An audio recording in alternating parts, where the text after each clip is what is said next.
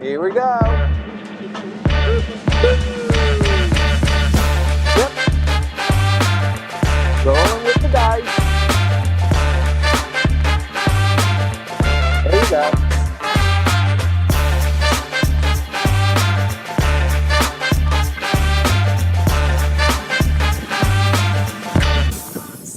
There.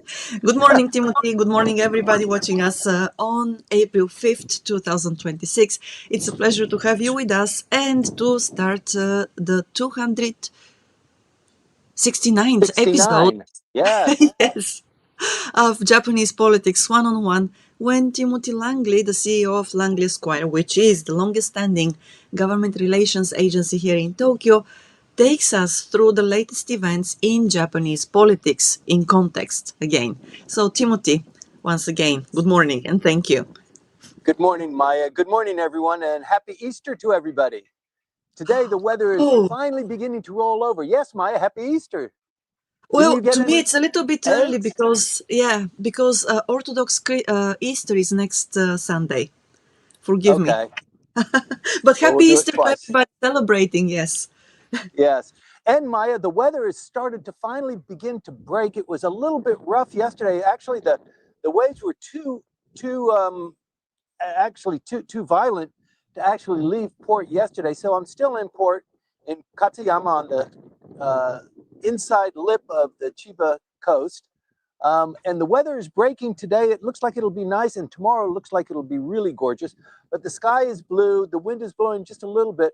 But we're really starting to enter full bore, the springtime, the Ohanami season, the flower blossom season. Looks like we're just at the tail end of it. Probably with this wind and the rain, it's going to be a little bit more.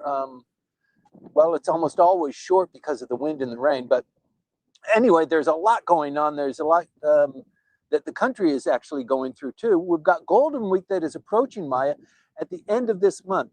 There are 3 seasons where Japanese people can take off. There's Golden Week, there's Obon, and then there's Oshogatsu. And by far, Golden Week is the real jewel where people can take off. I'd like to just roll into that a little bit towards the end of the briefing. But Miss Takaichi herself will also take a chance to travel to Australia during the Golden Week period. That was announced just the other day. And inevitably, people throughout Japan will be traveling somewhere. It's too nice a period to just stay at home. So the roads will be packed. Maybe the airports will be packed too. We don't know because of the cost on energy and fuel. But with politics, the economy, and geopolitics, it never takes a break. So there's a lot for us to cover today. I'd like to bring you all up to full speed, and there's a tremendous amount to cover. So please give me about 35 minutes, and I'll try and wrap it in. And then the things that I haven't hit appropriately, or maybe I've misspoken, or you've got other issues, please feed them to Maya, the Bulgarian, and she will compile that into a kind of a Q&A, and we can deal with that and then have really a robust session. So thank you very much for joining us. I really appreciate it. This community just continues to grow, and thank you very much, Maya, for pulling this all together. Back to you. Thank you, Timothy, for not running away again. I cannot say this often enough, and I imagine that everybody understands why I say this. So I The attraction appreciate. is huge. It is huge indeed, yes. All right, and to everybody watching us again, thank you for joining us now or later today or during the week. Sometimes, again, I want to say that there is a lag between the time you post your comments and questions and the time I see them on screen here. So if I miss some of them today, I will basically feed them to Timothy next week. So forgive me for this. And then again, also, I wanted to say that there is a synopsis that is issued, or this is published, basically a couple of days after the briefing is over during the week, and it is sent out as a newsletter once a week. And if you want to receive it as the really very, very concise material of the briefing, you can subscribe for it on Substack, right? And also you can read it on LinkedIn once again, or the website of Langley Esquire. You can let me know also whether you want to subscribe. I can do that, add your name to the subscription list. So thank you very much for your patience. And Timothy, well, it's time for you to let us know what Okay, happens during the week.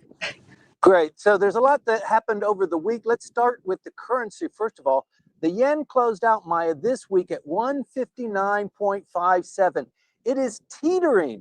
For the last 3 weeks, it's been teetering. 159.2, 159.4, 159.5. It's teetering. And this last week, we had our briefing on Sunday. We rolled into Monday. The yen hit past 160. Temporarily, the markets went absolutely crazy and bonkers, and the stock market took a big hit. So there's a lot of tension there. That this watermark of the 160 yen is something that's closely followed by the Bank of Japan, by traders, by the international market as well. And when the yen goes to 160, it's like you can see it even now over these last 3 weeks, 159, 159, it doesn't want to go. When it goes to 160, then it kind of releases that tension, and then the likelihood of it to go 152, 162, 163 is incredibly heightened. The Bank of Japan and the Ministry of Finance know this, and they are prepared to jump in. They did this in 2024, towards the end of 2024. I'm sure you remember this. And they came in, the yen broke through 160. They came with trillions of yen, trillions of yen in value to prop it up, and it worked, and the yen fell back down. It strengthened. It went to 157, I think, and it stayed there for almost 6 months. So it is a costly move. It does generate a benefit. The other thing, too, is that when Japan does that, this money comes from overseas holdings. So they hold a lot of U.S. currency in other markets. They liquidate that and they pump it back into the economy. So it has a huge ripple effect.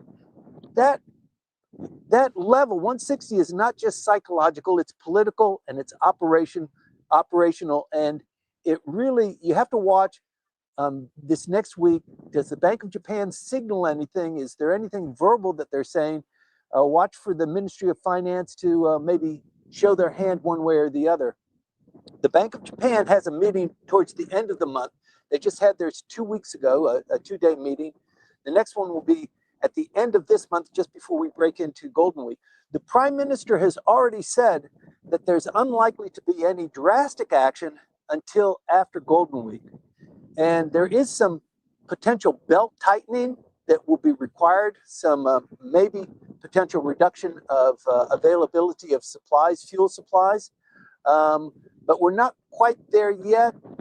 I think the correlation, the coordination with the United States is tighter this time around. Ms.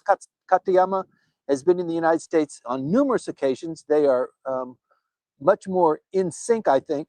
And I think intervention without the U.S. tolerance would be less effective. And so I think it's going to be more of a careful and coordinated move if that sort of thing happens. But energy imports costs are rising. The interest rate differential remains wide. And this geopolitical risk that we're in right now around the Hormuz Straits is pushing up the dollar incredibly and weakening the yen. So the short-term outlook is that the yen, it's not collapsing, but it's under pressure. We can all feel that. And this pressure is structural. It's not emotional, it's structural. So these are the things to watch. What happens this next week? Does it breach 160? And if it does, watch how that vacillates. It's vacillating somewhat now, but over the last 3 weeks, it's been right at the 159 level. So does this kind of continue? And I kind of guess it's not going to. I think the pressure is just building, and the signals are not particularly good. So let's keep our eye on that. And this is all interrelated with the yen. What's going on? Hormuz, the strategic vulnerability that Japan suffers there. So as we all know, Japan imports over 90% of its oil, overwhelmingly from or through the Strait of Hormuz. And so this is an immediate exposure that Japan suffers from. When Ms. Takaichi went to Washington, D.C. to talk with President Trump about supplementing or supporting the U.S. effort, she had to kind of back it off a little bit because the Constitution, and also, I mean, politically, she's in a good position. She's weakened somewhat in terms of popularity, but the general population doesn't want Japan to be militarily involved in what's going on there, even though they sure do want that oil to come through. So she's in a real a bit of a pickle.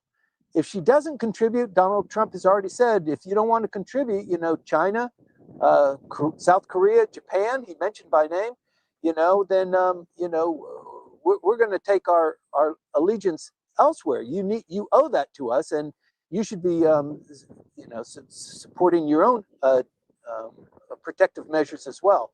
So in the meantime, we all know that 80 million barrels of strategic reserves has been released by Japan for the public consumption.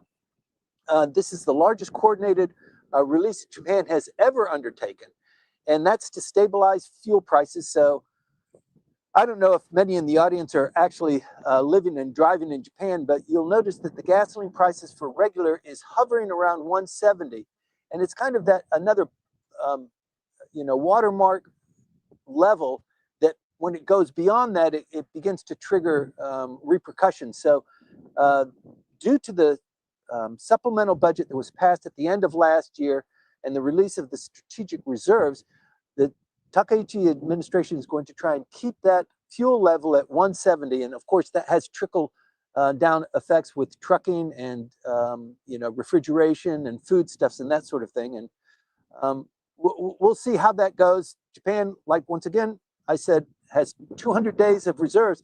Not everybody has that. I think the Philippines has maybe 60 days of reserves. Some of our other neighbors are in a similar situation. So there needs to be some. First of all, we've got to address the Hormuz situation. It looks like that is moving towards a resolution, but then once again, it flares up. There was a U.S. jet that was shot down, and 2 pilots were, you know, on the ground for a period of time. They were rescued by U.S. forces, but that's, you know, you have a couple of pilots that are in the hands of the mullahs, and the whole situation begins to change quickly. So it's still an open game, but you know, Japan has been here before. What happens if this goes on and on? There will be managed consumption, there will be prioritization, there will be potential rationing that is implemented by the government for public consumption. But you know, they've done this before, not very successfully in the past. Japan doesn't quite distribute or register the distribution. It allocates it according to sectors of the economy. And that's what's going to happen if this thing becomes more prolonged. And I don't see it becoming, you know, inordinately prolonged. But yes, that is something that we've just got to be prepared for it. And so if Japan can't get the petroleum, what else does it have? It has nuclear, but that's a long term. It's got coal. It's got plenty of coal. But Japan tried that to supplement in the 30s and in the 40s. It didn't work at scale, and it won't solve the problem now. There are other layers today. There's diversification, there's LNG, and ultimately nuclear, but that's kind of where it ends. So the big deal here is, where's the diversification coming from the US, from Australia, from Southeast Asia, and can we rely more on LNG and have a little bit more of a nice kissy face with Russia, with the Sakhalin project, and maybe coming in from Alaska as well. I'd like to move on to the budget. As you know, the budget was supposed to pass on the 31st, which was Monday. They didn't meet that, and so they eclipsed it, and the Parliament had to pass a provisional budget, the first time that they had to do that in more than a decade. So the upper house now is considering the budget, but it doesn't look like it will pass. through that house. It could pass on Thursday potentially, but the 11th isn't until um, uh, later in the week. They've already passed the supplemental budget, a huge supplemental budget, not supplemental, provisional budget. So to take care of the stopgap from the April 1st until the 11th, because that means that the upper house had 30 days to consider it. And if they don't pass it within 30 days, it automatically becomes law as proposed by the lower house. And that day is on the 11th. That stopgap budget was required to be put together, slapped together by the cabinet, by the prime minister, and that amounts to 8.56 trillion yen. It's in place, it covers 11 days, and Japan typically never has to deal with that sort of a controversy. And in fact, it's very expensive. You would think that purchasing 11 days, it's going to come out of the budget one way or the other. So when they pass the budget, they will subtract the 8.5 trillion into the new budget. But what a lot of controversy that it generated, and the cracks in the facade of the LDP. It's just a very expensive exercise just to show the prime minister, you don't control the upper house, and what you did in the lower house, you're not going to do to us. And just because you have a supermajority in the lower house doesn't mean you can throw your weight around here. So the opposition became really torqued in the rushing through of the budget in the lower house, and they're exercising it in the upper house. There are 4 votes that the LDP misses, they don't have in the upper house. And so, you know, the friction, the optics, and the internal pressure is all built up just to kind of, you know, tweak the nose of the prime minister and let her know that, you know, she isn't, you know, all powerful. She can't just call shots and get it done, you know. At the same time, you scratch your head and you wonder, can't the LDP, with all that effort that's being devoted to that, and it's just not money, it's momentum, it's face, it's so many other things too, the cost, can't they just get 4 more members? And they were not able to do it. So that tells you how huge this is and how important in Nagatacho. Nagatacho is a different world than the rest of Japan or the rest of the world. But in Nagatacho, you know, these things matter. The fact that the prime minister missed the deadline to pass the budget by April 1st matters. She said she was going to do it. She didn't.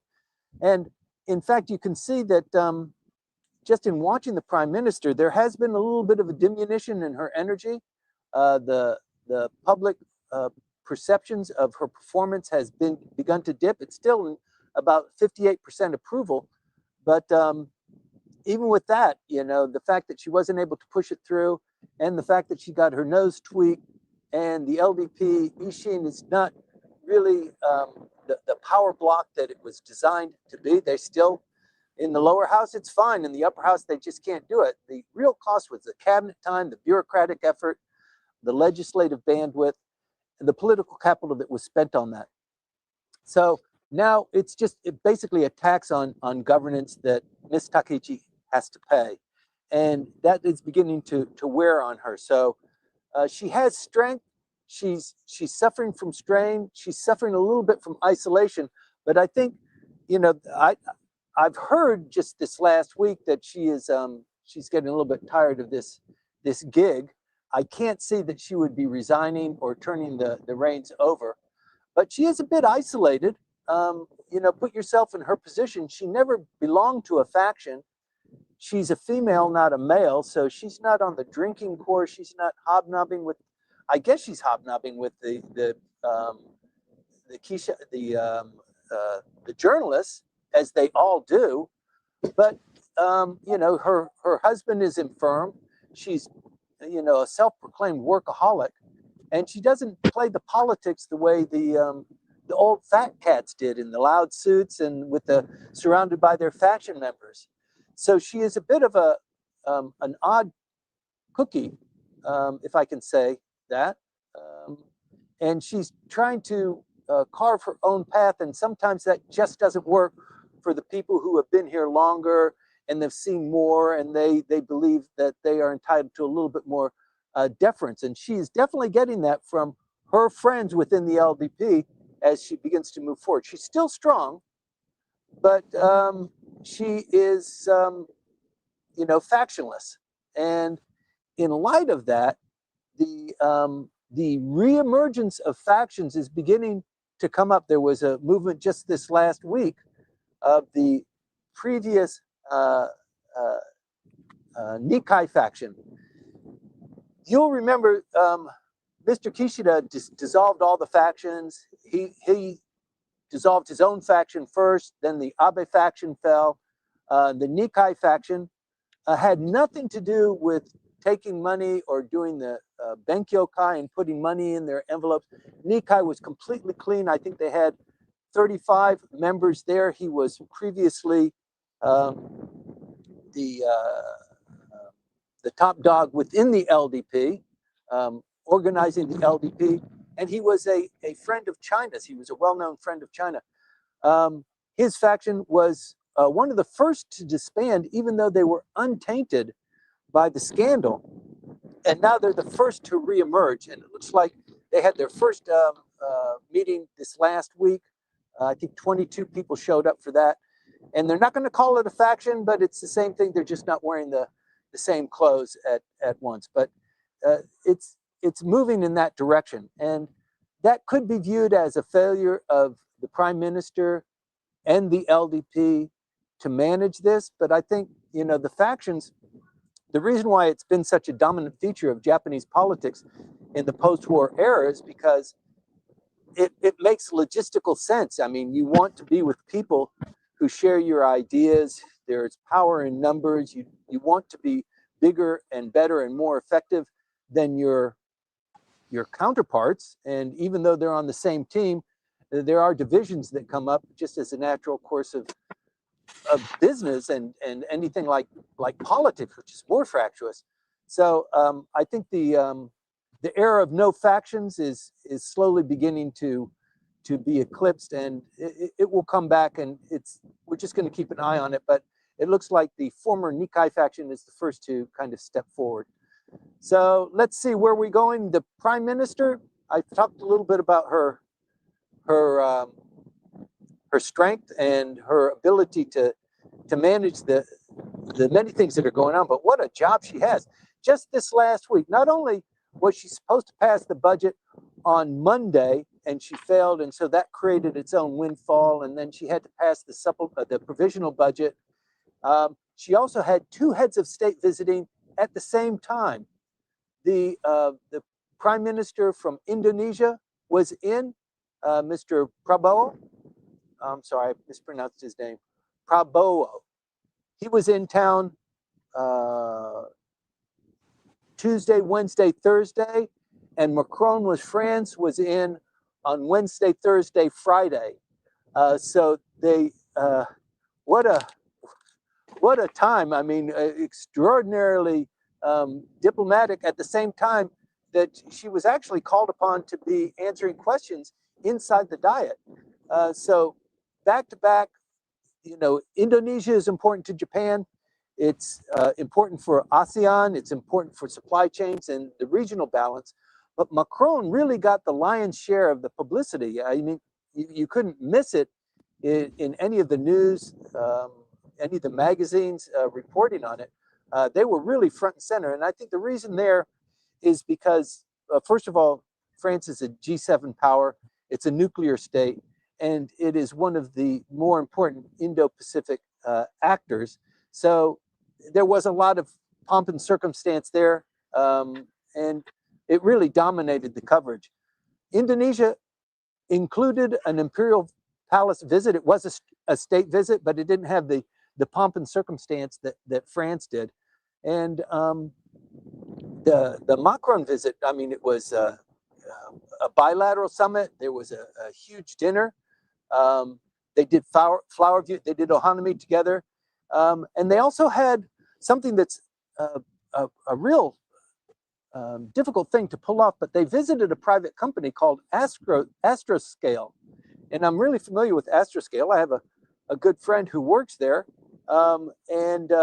Congratulations on getting the Prime Minister and the Prime Minister of France to visit this private company. Astroscale, it's a joint project with Japan, other countries too, but also France is participating in it, to collect space debris and to make the flight outside of Earth's orbit safer, and to ensure that the debris that's there is collected. There's a lot of debris up there, and that's what Astroscale does.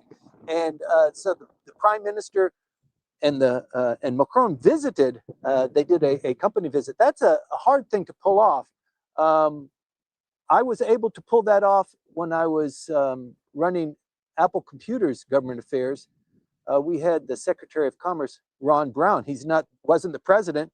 It wasn't it was just the Secretary of Commerce to visit, but it was a big deal, very difficult to pull off. So congratulations to Astroscale. But it is worth mentioning that that both of them came in to support and to kind of emotionally endorse Japan and France joint venture, joining together to do dual technology in orbit servicing and space debris removal. So it's one of those things that they can showcase that we're working together, we're working on high technology, we're working on, saving the planet. So it's not just symbolic, but it was a pretty cool thing to pull off.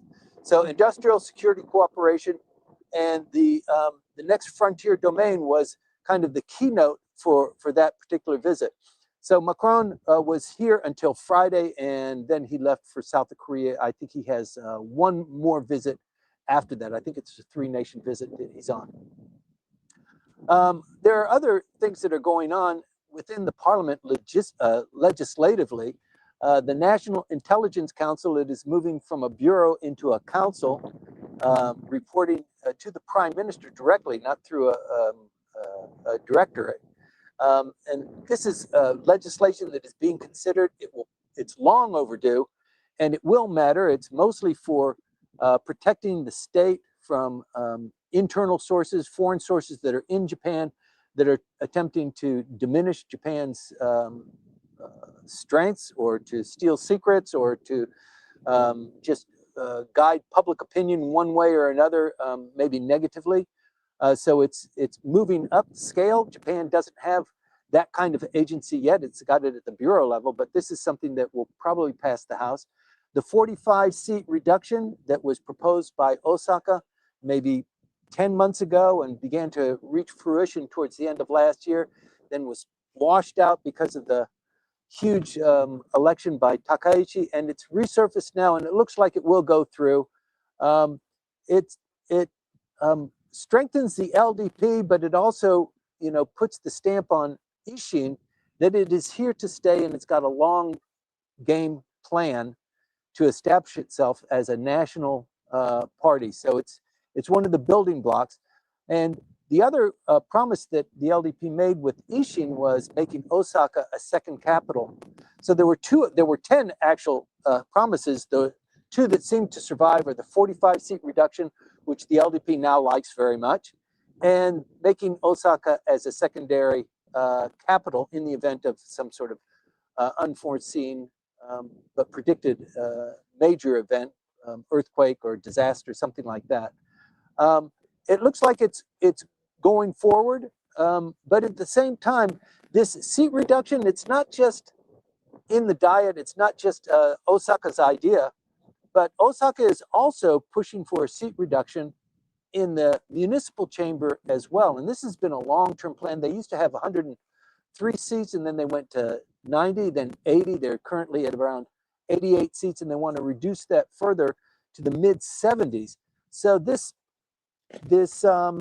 initiative about reducing seats, about reapportionment, and voting blocks, voting strength, it looks like that's on a bit of a movement here, not just at the national level, but also at the local level. You can anticipate that this will begin to carry on a little bit more momentum as we move forward. What it means is that people who are in seats of elected power, the power begins to accumulate and become a little bit stronger and more centralized. So it's something to keep an eye on. And also it follows the, Osaka as a second capital status. It looks like that's going to happen. And in the context of other things moving dynamically in Japan, Japan has never really stood still, but it just seems that the pace of change over the last maybe 4 years has been so dramatic, and particularly under the Takaichi administration, there's a lot going on. Looking ahead, Golden Week is right upon us. Golden Week actually is 4 official holidays, but if you're skillful, you can kind of pack them together with the weekends and maybe take a day off or so. You could push something like the 4 national holidays together to extend it to almost 11 days of a vacation, assuming that your company is going to give you the holidays or they decide to take the days off. But this Golden Week could be really an extended one, 10 days. I think that would be almost as long as Oshogatsu, which usually starts on the last day of the year and goes until maybe the 8th or so of the year. So that's usually 8 days. But it's also winter, and Golden Week, everybody's going to be off, going to the beach. It's a wonderful time. So I think this Golden Week will be a little bit more joyous, a little bit more productive.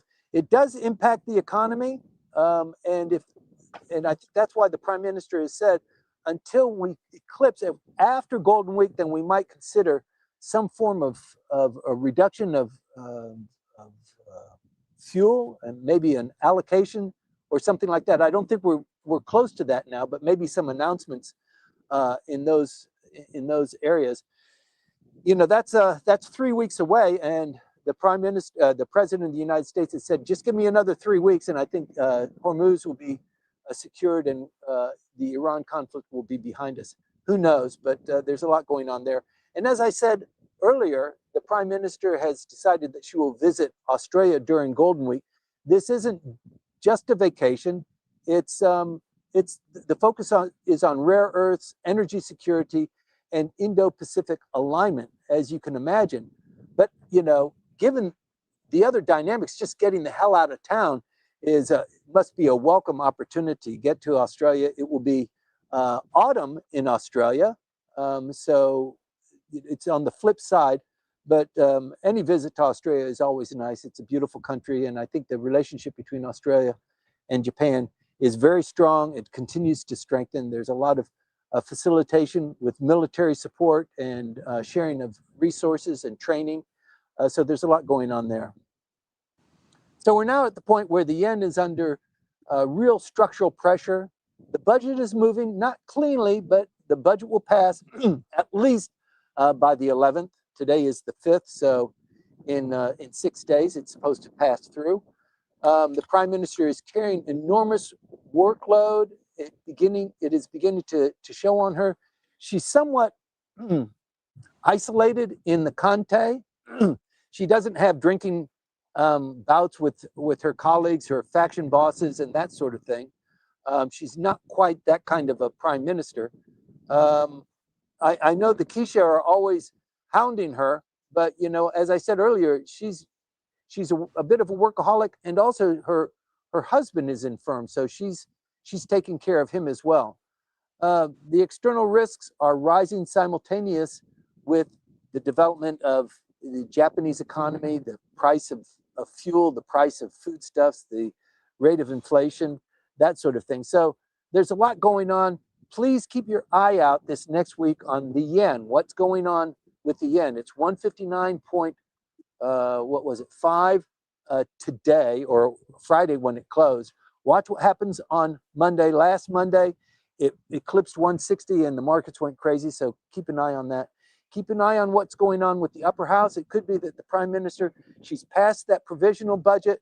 She's going to have the budget through. She's got a bit of a breather now. She doesn't have to worry about that. Maybe it's, the upper house, I will come back and I will get my retribution later. But right now I'm a smiley face and everything's nice. But let's just see what happens there. The Australia trip will be a big one, but it's 3 weeks away, so a lot can happen between now and then.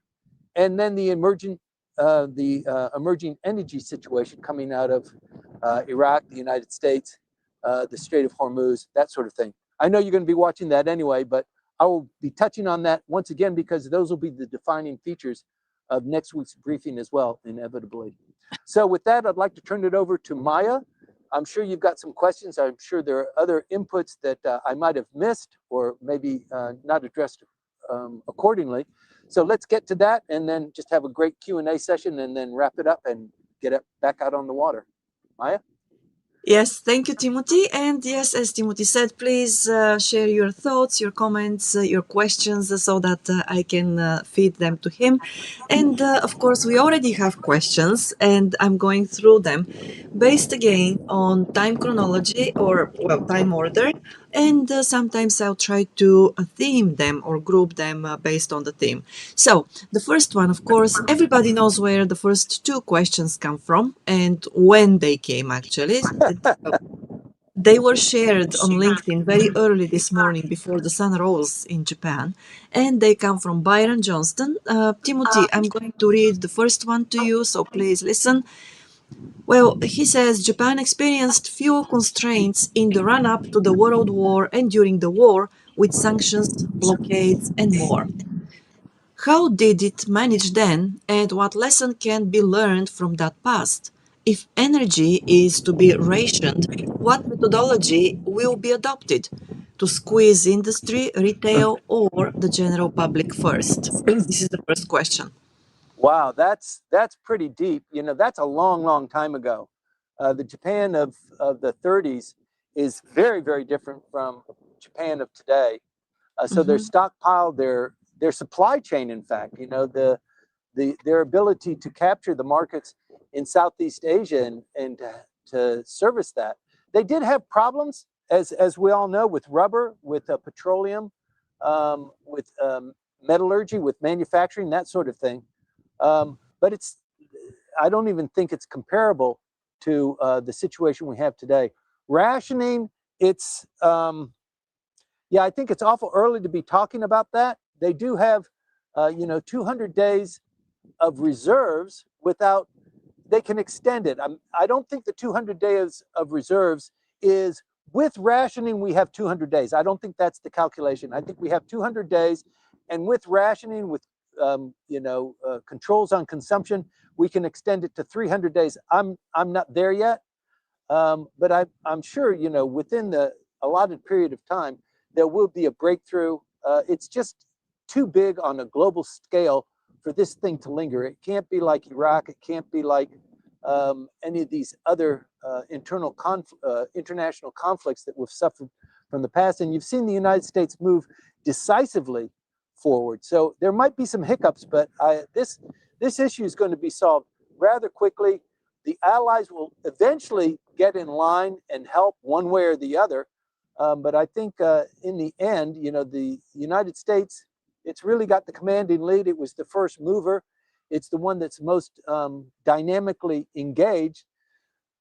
And the cost of not solving it quickly is enormous, not just on the president and the United States, but also on the international market. So I don't know if I really have given it justice, Byron. I apologize, but that's a pretty dicey question that you've posed. Yeah, just this past week there have been some let's say there has been some news about Mr. Akazawa, the Minister of METI, talking about let's say saving mode, a saving mode of the economy. But he also mentioned in the same speech, if I can say so, that if there is any request from the government towards the nation, both the businesses and the general public, for going into a saving mode, it's not going to be such one that will affect everyday life tremendously, or businesses, or the industry as well. So we don't know. These are just words, of course, but yeah, that's right. yes, right. We are all suffering from the easy word to use is propaganda, but propaganda it's a pejorative word, but we're suffering from it all the time. All the stuff that we're getting from the United States, what's going on in Hormuz, what's going on. We get it from the Iranians as well. We get it from our own government. We get it from NHK. So you just have to be careful. And I think, yes, if there was rationing, it's going to have an impact. It's going to leave a mark. So of course he's got to soft pedal it, make sure that the markets don't get too excited.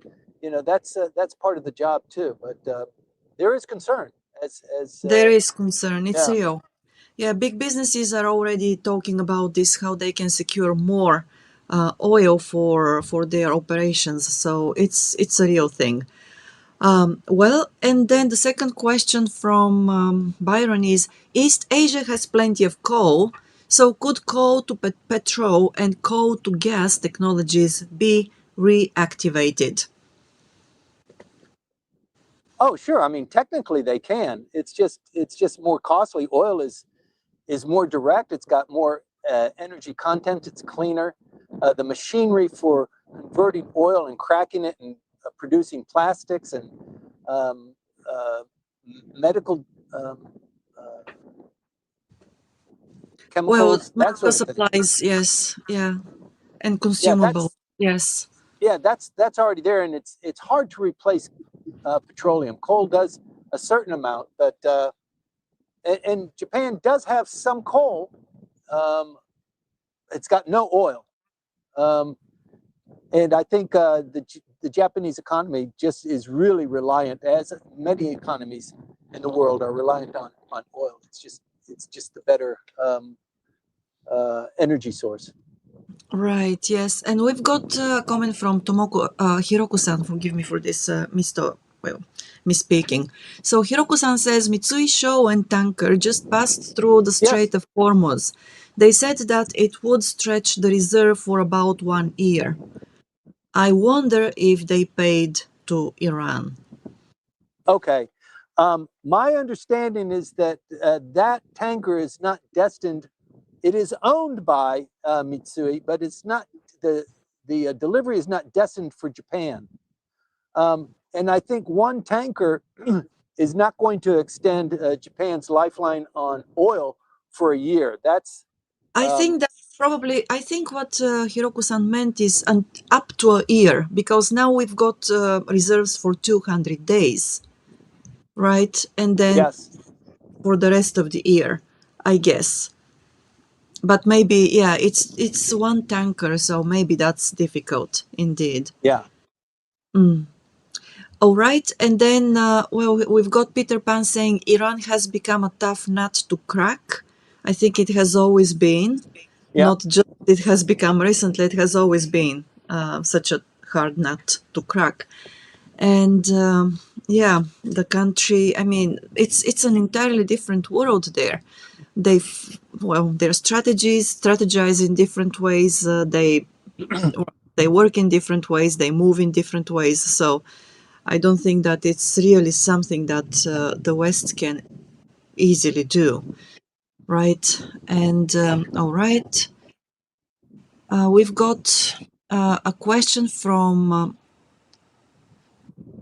Okay, basically, before I go there, we've got also.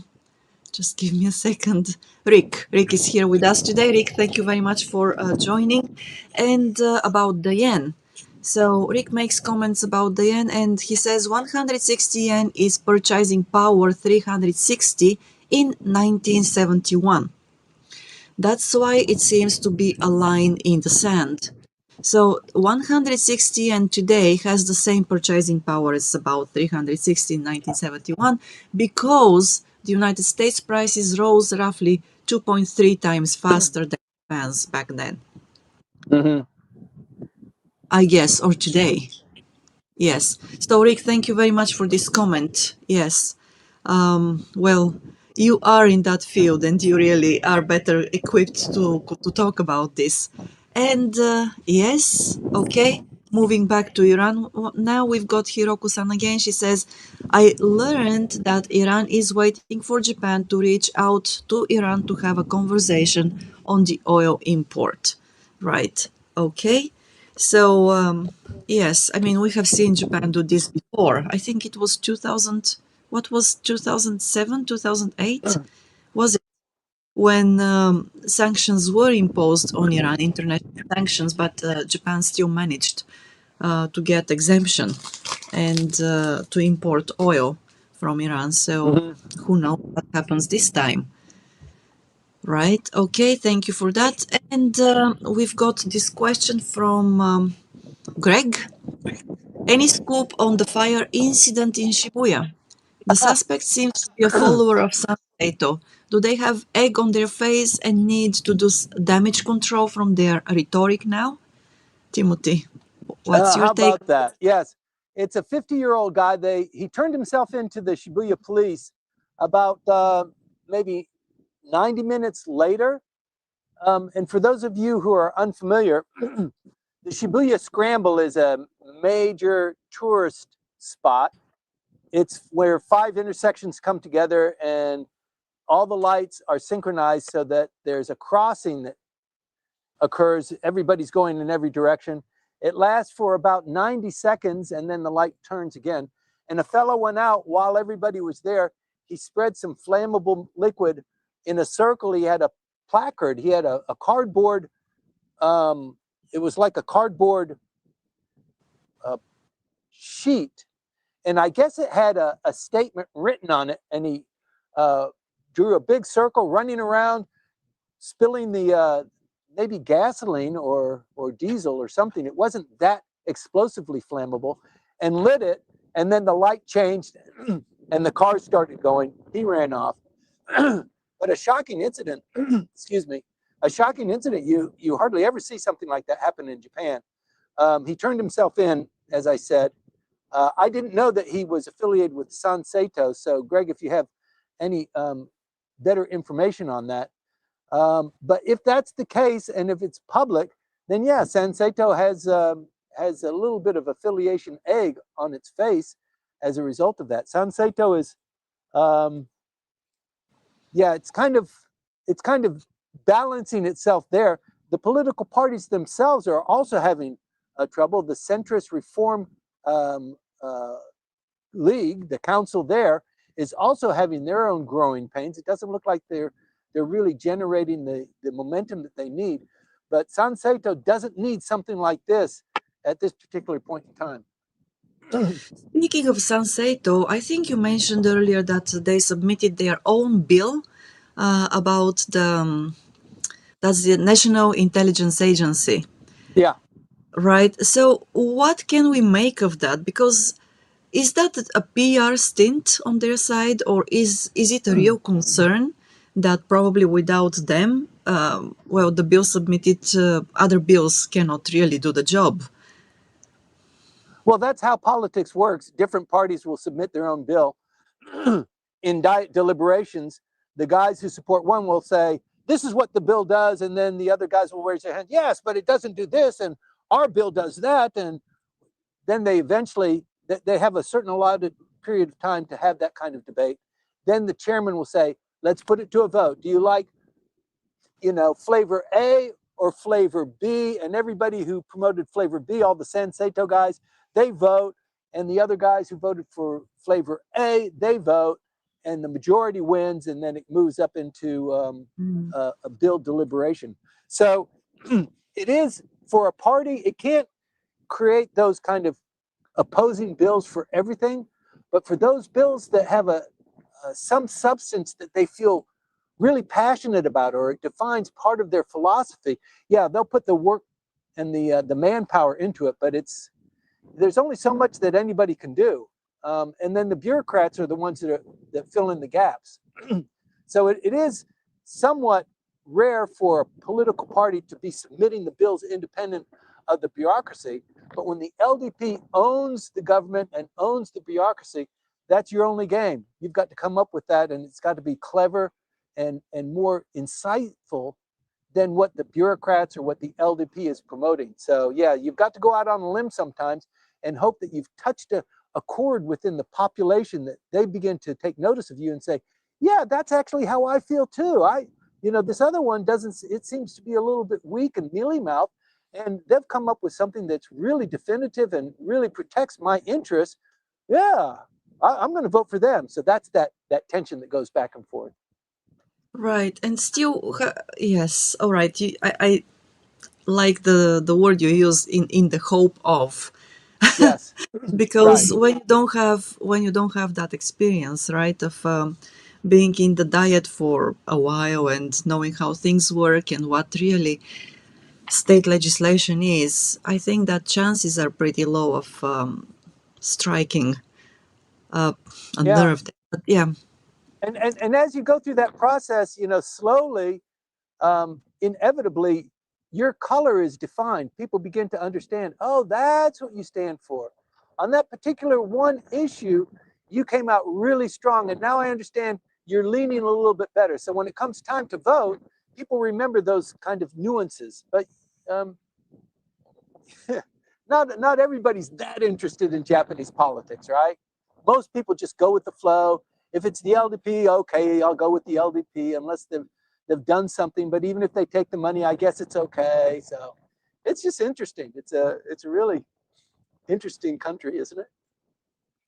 well, it sure is, yes, because I was reading different articles. Just allow me to go back a little bit, like 2 weeks back, and articles on LinkedIn specifically about Mr. Koichi's visit to Washington and her meeting with President Trump. And it was interesting because most of the comments there written by American users of LinkedIn, they interpreted the meeting as though she had kowtowed to President Trump and his demands. And Mm-hmm. then the Japan hands here in Japan who observe politics, they actually viewed the meeting as a victory for her. Yeah. And these are two very, very different opinions. They are opposing opinions. And once again, I wanted to make it, well, to talk about it here because it makes the difference, right? If you're not into Japanese politics and if you don't follow the developments here, if you don't understand how the country works, how interesting this country is, basically, to what you said, Timothy, it's very easy to misinterpret and to Draw the wrong misread. conclusions. Exactly. Yes, Yeah. yes.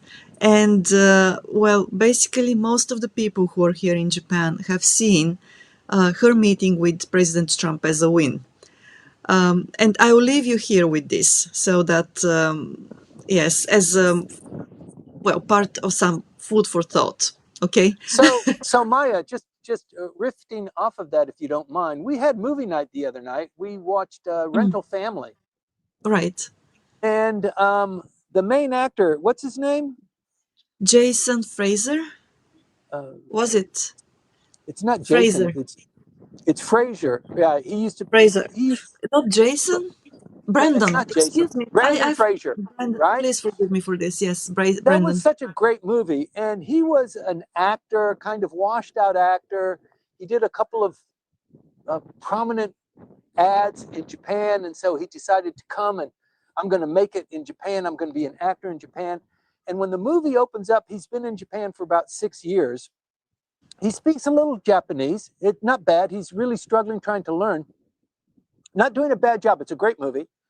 But through this movie, you see this transition that he goes through as he begins to break through these walls that you're just talking about, of understanding the psyche, understanding what it means, what's sorrow, what's loneliness, how is that interpreted, how is that revealed socially or in everyday life.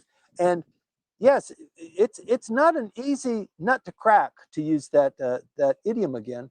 Um, Coming to Japan and figuring these things out, even somebody that's been here for 6 years and been really devoting, this movie kind of shows that there are things that don't strike you at first glance or second or third. Actually, you have to go into it a little bit deeper before you can begin to understand these. And without that, yes, you reach wrong conclusions. You leap to the the wrong side of an argument. It's just so richly difficult that so many people have come here.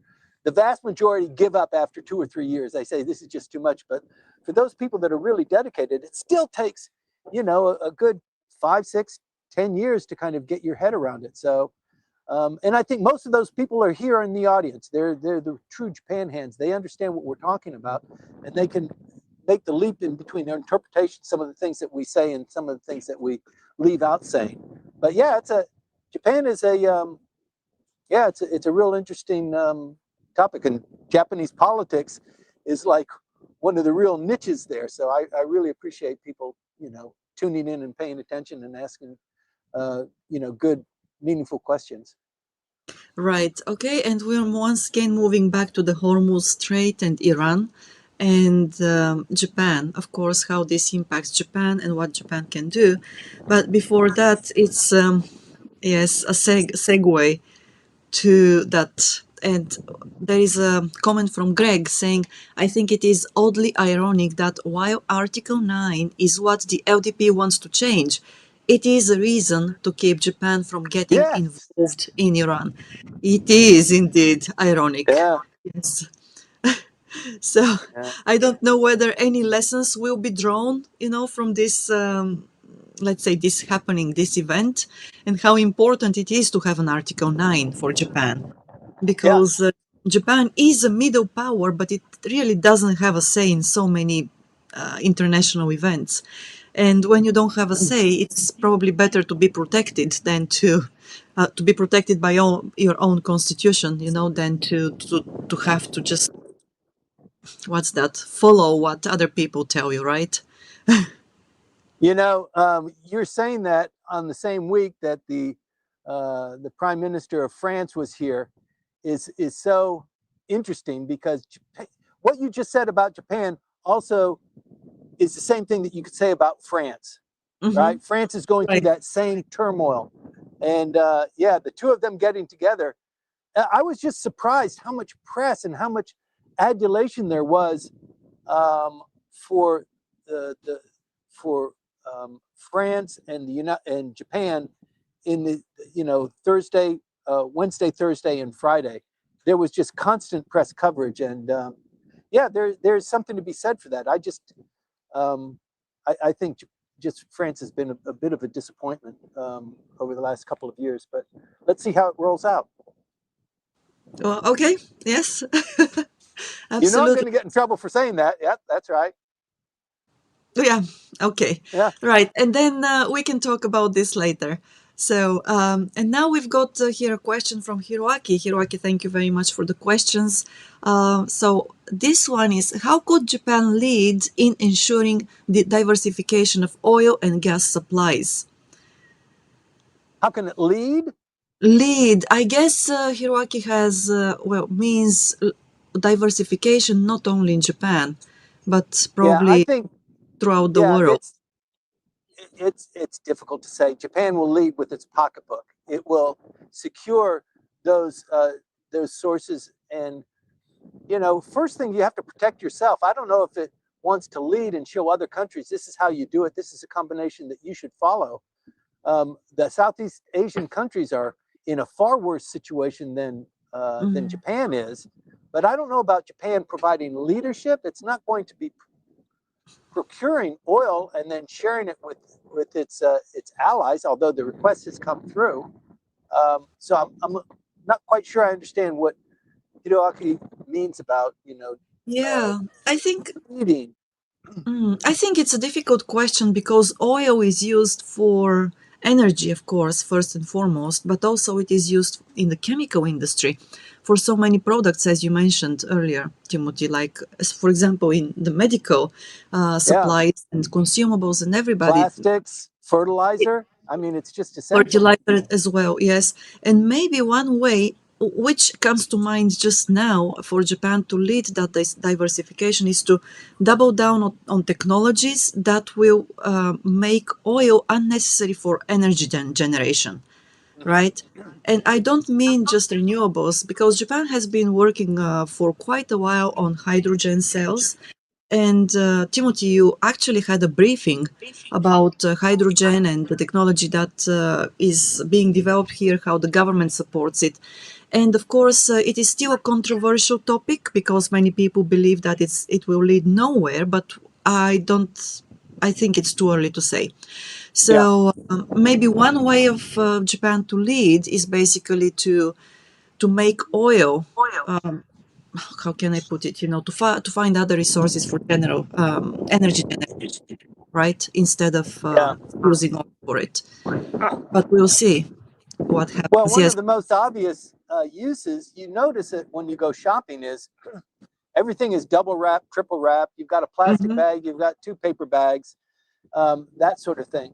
And I think if there's going to be a movement towards that, that's the first place. And Japan's been very successful about that. They did warn, don't go buy tons of toilet paper now. You did that before.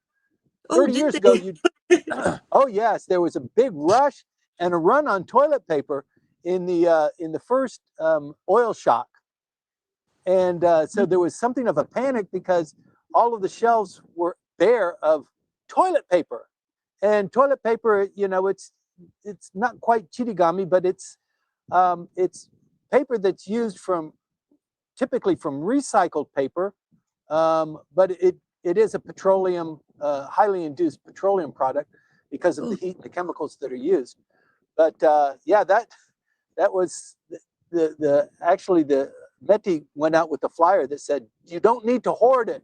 We've got plenty of toilet paper. This was just this last week. But yeah, the paper products, and particularly plastic, you go to the supermarket, everything is in plastic. The oil, the mayonnaise, everything is in these squeezed bottles. And I think you might see a movement away from that. When Japan makes up its mind to make a shift like that, it is across the board, and it's so dynamic and it's so quick. But you could see something like that. It wouldn't be a bad thing. All right. Yes, it wouldn't be a bad thing. And also, Japan is moving into the direction of small modular nuclear reactors, right? So that's another way, I believe. And maybe new technologies will come up, new technologies that we haven't thought of in this brief. Absolutely. Right. Okay, thank you for this. And we are getting close to the end of the briefing today. We've got somebody, Tiny White Robot. Thank you Tiny for white joining robber. us. Yes. Welcome.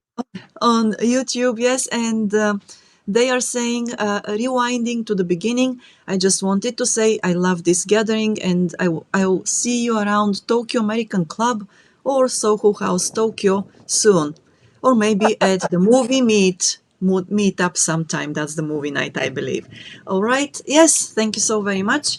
Hopefully we'll meet there, and when we do, please let us know that you have this handle name on YouTube.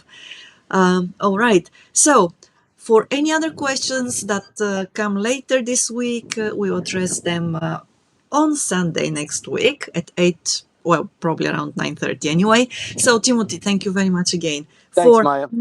not jumping off the board, not trying to run away, as always. Like 5 minutes after we sign off.